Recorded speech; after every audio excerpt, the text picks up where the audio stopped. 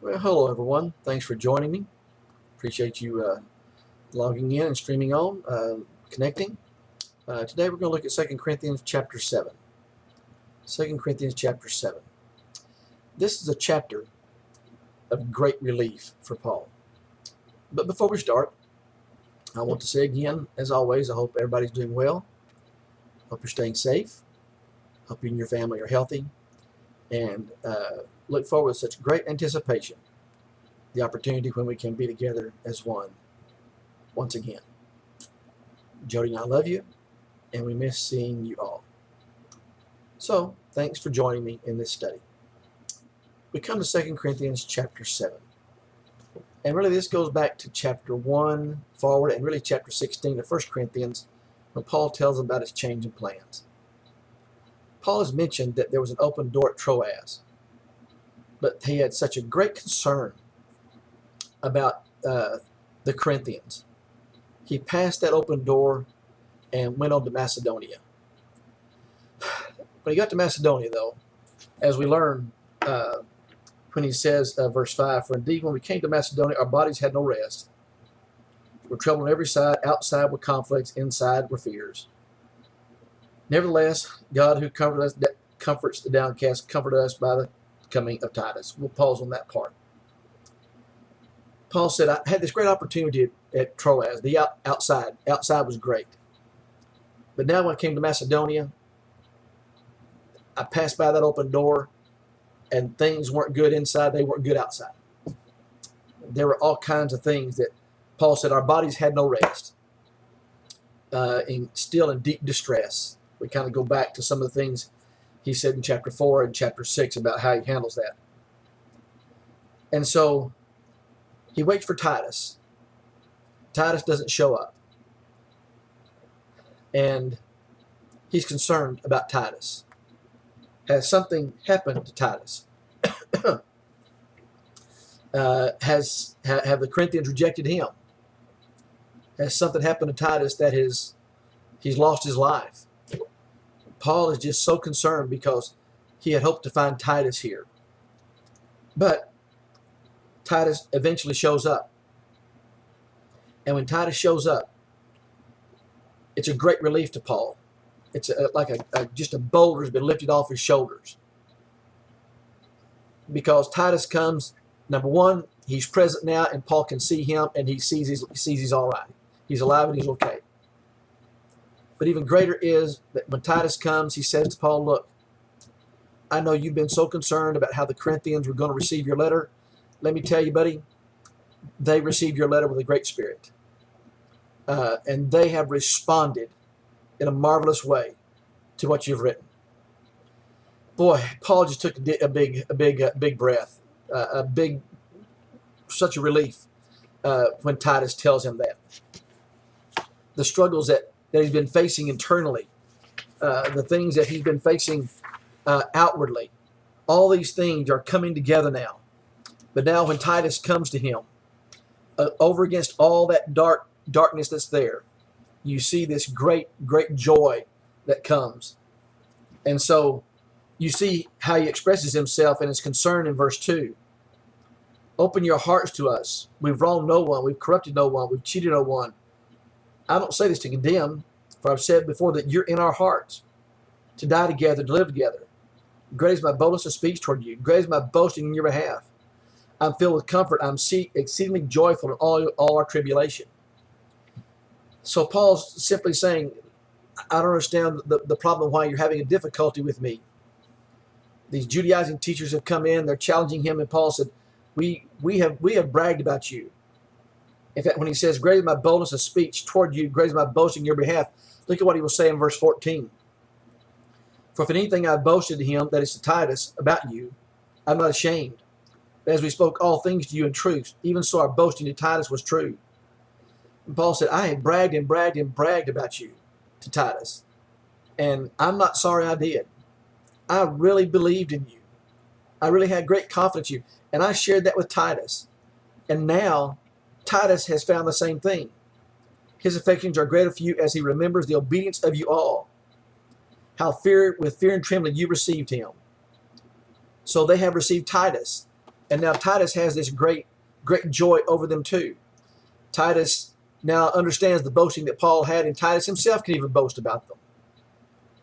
So Paul has opened himself up to them in such a strong way. And now that he hears from Titus that they have received the word well. So let's back up to verse 7 and listen to this joyful song that's here. Not only by his coming, but also by the consolation which he was comforted in you, when he told us of your earnest zeal, your mourning, your zeal for me, so that I rejoiced even more. The arrival of Titus was such a relief, but more than a relief was what Titus said about how the Corinthians had received him. Back in chapter 2, in verse 2, he said, "For if I make you sorrowful, then he who makes me glad, for if I make you sorrowful, then who is he who makes me glad but the one who is made sorrowful by me?" You see what's just happened now in verse 7 of chapter 7? Paul said, "You're the only ones that can make me happy." And now you have received what Titus, the letter, and you have received Titus, and now Titus comes back, and it's such a great comfort, it's such a great encouragement. And then Paul says in verse 8, "For even if I made you sorry with my letter, I don't regret it, though I did regret it. For I perceived the same epistle made you sorry, though only for a while." Paul said, "I had to write this, but I didn't have a great deal of joy doing it." There should be no joy singeing someone into heaven. Paul said, "I'm sorry, but I'm not sorry. I really am sorry I had to write this, but I'm not sorry that I had to write it because of the results that's there." It's kind of like a parent telling a child when they're going to discipline them in some way, "This is going to hurt me more than it's going to hurt you." The parent doesn't take great delight in disciplining the child, but when the child responds positively, the parent is not sorry that he has had to discipline the child. And so this first letter had been largely disciplinary to the Corinthians, especially chapter 5, when he had rebuked them about the man who is living in sexual immorality. And so you see something about the heart of Paul here. When he writes these hard things, we might get the thing, well, he's just hard and unfeeling. He's just a crusty old, cranky old man. No, Paul had great pathos for these people. And now he says, "I rejoice that you made sorry, that your sorrow led to repentance.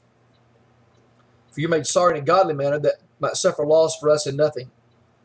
For godly sorrow produces repentance, leading to salvation, not to be regretted, but the sorrow of the world produces death." Paul said, "I rejoice you made sorry, but not just made sorry." Okay, you're sorry because Paul had to blister you. You're sorry because Paul had to write this. Okay, it stung, and now you're sorry. And then you go on your way and do nothing about it. That leads to death. It makes no change. But the sorrow that is godly sorrow that leads to repentance is a sorrow that has a repentance with a view toward God. Joseph said, "Well, how can I do this thing and sin against my God?" Joseph had a godly sorrow. While he did not sin, it was that sorrow for disappointing or disobeying God that drove him to stay pure.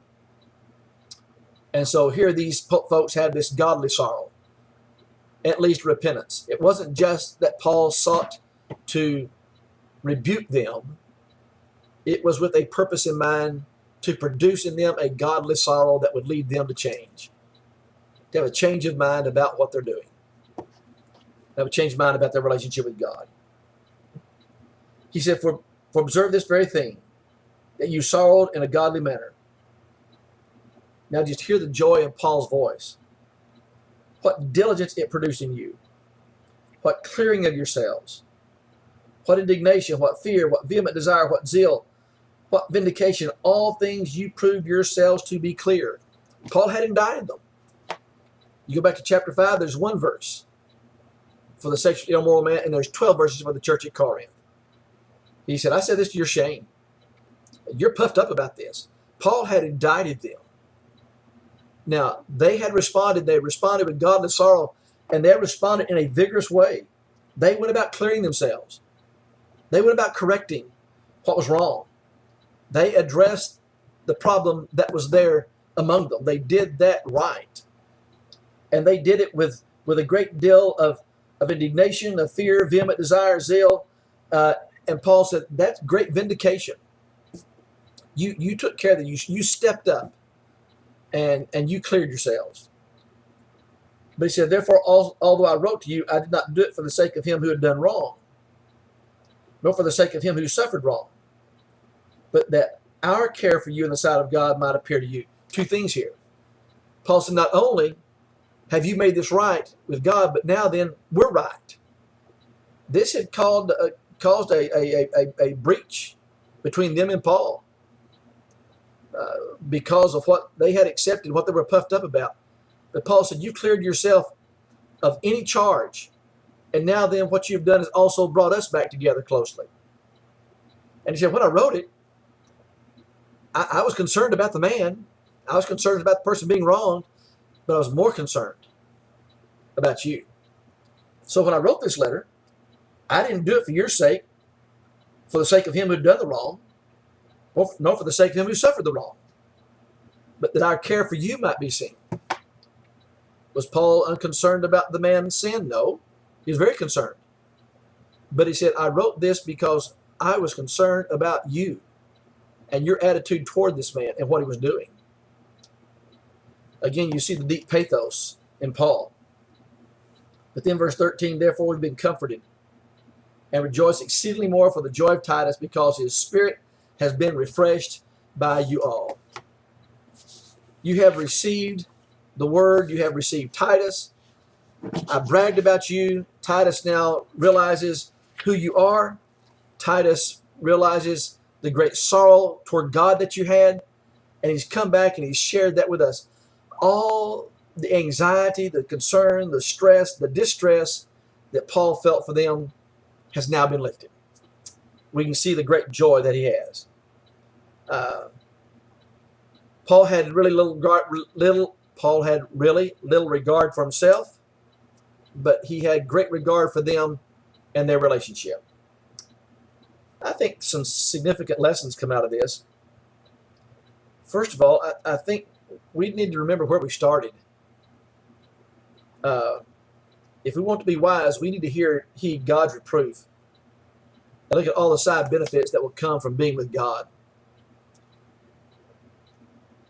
I think also we see God's reproofs come in many ways, but they fall flat without godly sorrow that leads to repentance. Godlike wisdom is still available, but without reproof it remains distant.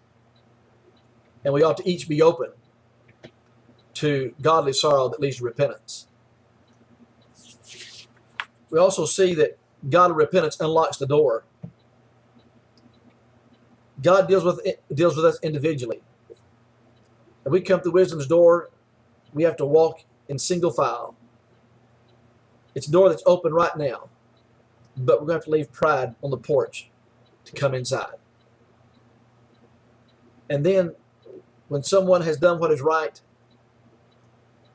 we need to lessen the burden by continuing to accuse. And we need to accept because of their penitent heart.